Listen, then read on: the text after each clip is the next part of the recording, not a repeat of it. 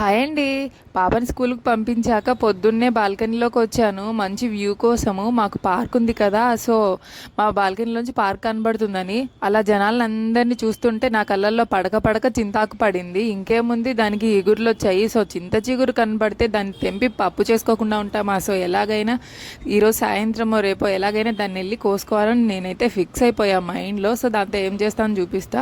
Next ఇంకా చవకగా వస్తుందని మా ఆయనేమో ఆకుకూర కట్టలు 2 తెచ్చారు. అవేమో ఇంతింతలా ఉన్నాయి. సరే అని వాటన్నిటిని ఒలిచి పక్కన పెట్టేసరికి నడుము నొప్పి వచ్చేసింది అనుకోండి. తరిగేసి ఉంటే సరిపోయేది. ఆకుకూరల్లో వేస్ట్ అంటే జస్ట్ వేళ్ళు మాత్రమే పోవాలి, కాండం కూడా పక్కకు పడేసి ఓన్లీ ఆకులు మాత్రమే తీసుకొని చేసుకుంటారు చాలామంది. అది చాలా తప్పండి. మనకు అందులో ఉన్న పోషకాలు మొత్తం అందాలి అంటే మనం ఆకుకూరని పూర్తిగా వాడుకోవాలన్నమాట. ఇంక ఇది నెక్స్ట్ అది పక్కన పెట్టేసి, సో రోజు మార్నింగ్ నా కోసం అని చెప్పి నేను నట్స్తో డ్రింక్ చేసుకుంటాను కదా, ఈరోజు పియర్ కలిపాను. అది సేమ్ బేరికాయలా ఉంది కానీ పియర్ అంట, స్వీట్గా ఉంది. కానీ జ్యూస్ అయితే మాత్రం రోజు నేను చెప్పినట్టే టేస్ట్, వామిట్ వచ్చింది. సో బాబుకి ఫీవరిష్గా ఉండడంతో బాబుకి అయితే పాలిచ్చేసాను. మా ఆయన నాకు స్టమక్ అప్సెట్గా ఉందంటే ఆయన హనీ వాటర్ తాగి బ్రేక్ఫాస్ట్ స్కిప్ చేశారు. పాప అయితే స్కూల్కి వెళ్ళిపోయింది. ఇంకెవరికి బ్రేక్ఫాస్ట్ చేసే పని లేదు. ఇదే నా డ్రింక్, ఇదే నా బ్రేక్ఫాస్ట్. సో ఆకుకూర అంతా తెంపి పెట్టాను కదా, ఇంత ఆకుకూర ఉంది. కడిగి పెడితేనేమో ఒక పెద్ద రైస్ కుక్కర్ గిన్నెకి వచ్చింది. ఏం చేస్తానో చూడండి. పెనంలో ఇవన్నీ డ్రై రోస్ట్ చేసుకోవాలి. చెక్క, లవంగ, యాలక అండ్ ఎండుమిర్చి, తర్వాత జీలకర్ర. సో వీటిని మంచిగా ఫ్రై చేసుకున్న తర్వాత స్టవ్ ఆఫ్ చేసి పుట్నాల పప్పు వేసుకొని వేపుకోవాలన్నమాట.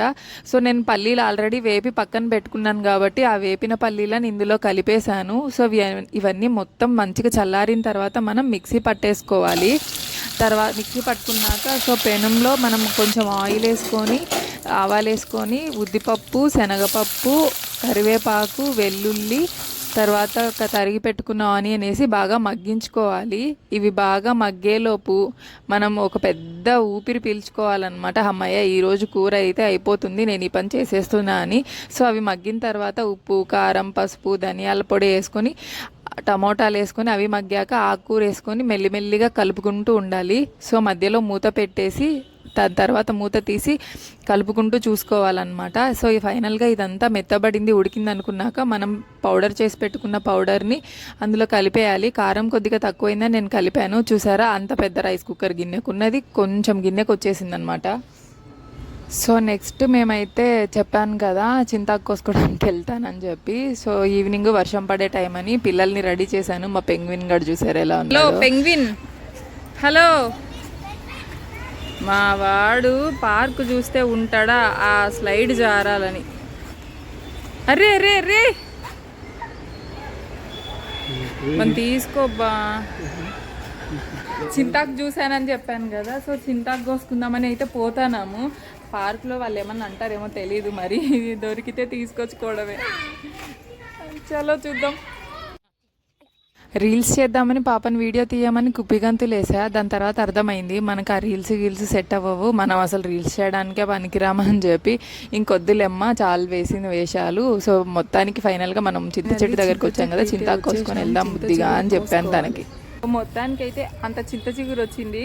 రేపు సండే ఏం చేద్దామో చూపిస్తాం. అంత వచ్చింది చింత చిగురు, చూద్దాం నెక్స్ట్ ఏం చేద్దాము. హలో, వ్యూ చూస్తేనేమో మంచి వాక్ చేయాలనిపించింది. మా వాడి రియాక్షన్ చూస్తారా, ఏంటి మమ్మీ నీకు అంటున్నాడు. విఘ్నేష్ రండి, వర్షం పడుతుంది. Vignesh, hello my penguin. ఈ చల్లని వాతావరణానికి మంచి స్నాక్స్ చేసుకుందాం అనుకున్నాము, కానీ అదే మా డిన్నర్ అయిపోయింది. పాపకు ఒకలాగా మాకు ఒకలాగా అయితే చేశారు. ప్లీజ్ ఛానల్ వస్తే సబ్స్క్రైబ్.